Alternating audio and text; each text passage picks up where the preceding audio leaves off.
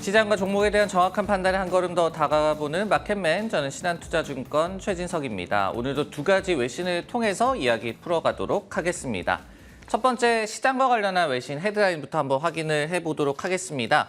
권력 분산, 이것이 이번에는 증시의 호재가 아닐 수도 있다라는 그런 헤드라인을 준비를 해봤는데요.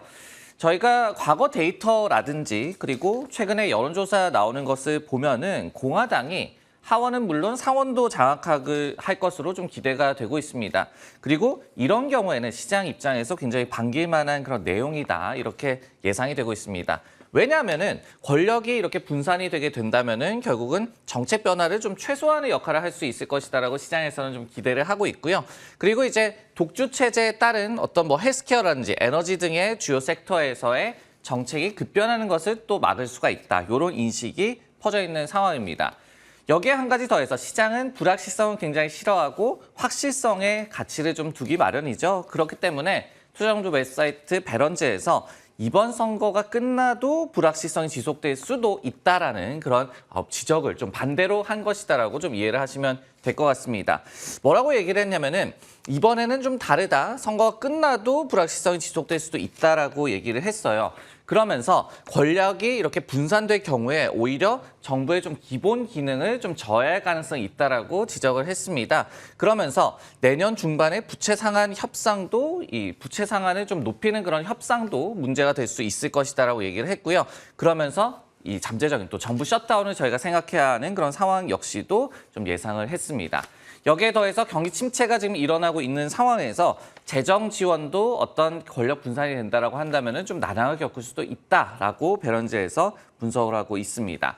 이렇듯이 불안정한 정세 속에서 이 민주당의 독주 체제가 오히려 나을 수도 있다라는 그런 전망이 나온 셈으로 저희가 또 해석할 수가 있을 것 같은데요. 예를 들어서 에버코어 같은 기관에서도 이렇게 또 분석을 하고 있습니다. 최근에 영국과 중국의 정치 이슈에 따른 시장 불안을 좀 본다라고 한다면은 미국 역시도 중간 선거 이후에 단기 리스크가 증폭될 가능성이 있다라고 또 얘기를 하고 있어요. 그러면서 상원이 이 컨트롤하는 것이 불확실할 시에, 그러니까 이 양당의 어떤 좀 정치적 불확실성이 좀 높아질 시에 S&P 500 지수와 나스닥 지수가 저점을 재차 테스트할 수도 있다라고 이렇게 경계로를 내비치는 그런 기관들, 그리고 외신 헤드라인을 확인할 수가 있겠습니다. 그럼에도 불구하고 여전히 시장에서는 선거 이후에 좀 랠리를 기대를 하고 있죠. 전체적인 분위기 한번 판단을 해보도록 하겠습니다. 굿이라고 여전히 이런 외신 헤드라인, 그리고 일부 기관의 분석에도 불구하고 좀 표현을 해봤는데요. 지금은 다르다라고 좀 얘기하는 그런 기관들, 그리고 외신에서도 얘기를 하고 있는 그런 분위기가 있습니다. 하지만은 여전히 역사적으로 봤을 때는 기대 심리가 존재를 한다라고 좀 정리를 해볼 수가 있을 것 같은데요. 저희가 중간선거 이후에 1년을 좀 내다봤을 때는 무조건 증시가 상승을 했다라는 그런 데이터가 이미 좀 나와 있습니다. 그러다 보니까 저희가 연말 랠리를 좀 기대를 하는 것이고요. 그리고 이것과 또 관련을 해서 레이몬드 제임스 같은 기관에서는 1946년 이후에 증시가 중간선거 이후에 1년간 상승을 해왔다. 그리고 1950년 이후로 저희가 떼놓고 보더라도 6개월 구간을 보더라도 증시가 또 상승세를 보였다, 이렇게 분석을 하고 있습니다. 여기에 더해서 이제 카슨 그룹이라는 또 기관에서도 공화당이 의회를 장악 시에 랠리가 기대가 된다라고 얘기를 하면서 배런즈의 또 기사를 정면으로 또 반박하는 그런 분석을 내놨다라고도 해석이 됩니다. 그러면서 90년대 말과 유사 상황 시, 그러니까 민주당에서 대통령이 나오고 공화당에서 의회를 장악할 시에 경제 그리고 시장 입장에서 나쁠 것이 없다라고 얘기를 하고 있습니다.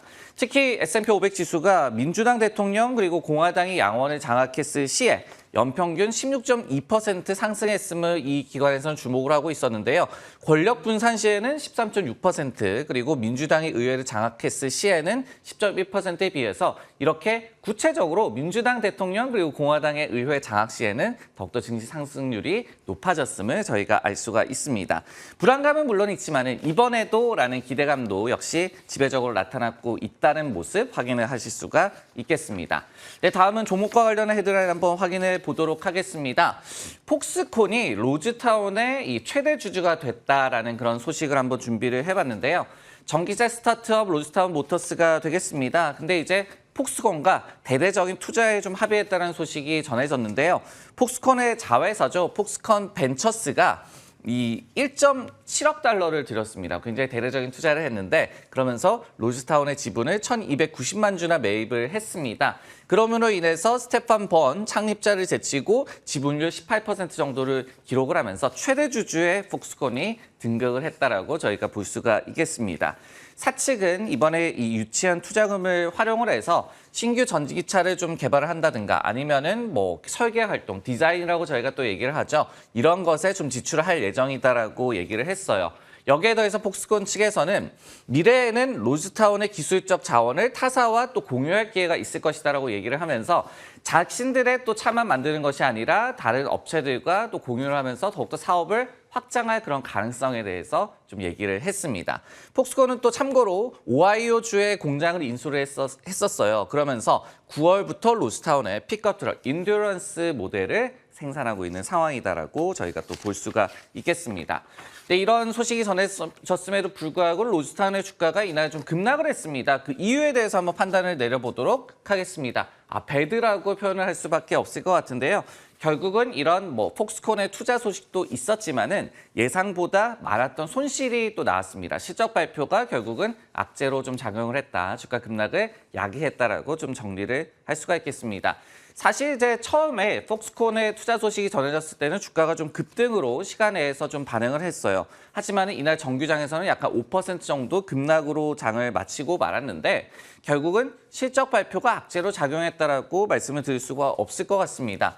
3분기에 1.5억 달러 넘는 손실을 이렇게 발표를 했어요. 그러면서 전년에 9,580만 달러 대비해서 손실폭이 오히려 좀 확대가 됐고요. 그러면서 왜 그랬냐를 좀 더 살펴봤더니 저희가 뭐 알고 있듯이 전기차 수요는 매우 견고하게 좀 유지가 되고 있습니다. 하지만은 생산 차질이 좀 있고요. 그리고 원자재 가격이 상승을 좀 계속해서 하고 있기 때문에 이런 부분들이 결국은 수요에 맞추기 위해서 생산을 확대하는 데 굉장히 난항을 겪었다. 그러면서 실적에도 좀 타격을 줬다라고 해석이 되는 그런 부분입니다. 손실폭을 좀 더 뜯어놓고 본다면요. 컨센서스가 6,140만 달러였습니다. 그러다 보니까 컨센서스 대비해서 2배 넘는 손실이 나왔기 때문에 주가가 좀 급락하고 말았고요. 그나마 4분기에 아까 말씀드린 픽업 트럭이 되겠죠. 인듀런스 모델에 인도한다는 그런 가이던스는 유지를 한 것이 그나마 좀 위안으로 해석이 되고 있는 상황입니다.